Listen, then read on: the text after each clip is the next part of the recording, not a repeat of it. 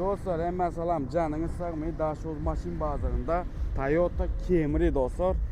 Yılı 2018 motoru 2,5'lık bakasam 15.000 dolar diye dostlar. Yine size Camry bakası 15.000 dolar.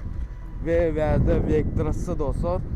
Yılı 2002 motoru 2'lik bakasam 4.500 dolar diye dostlar. Bunu yine 4.500 dolara.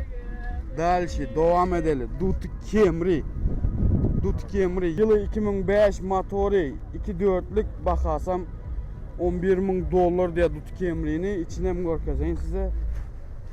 Yine görüyorsunuz 11.000 dolara Dut Camry.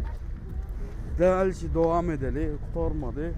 Vectra'sı yılı 2002 motoru 2'lik bakasam 4.500 dolar diye.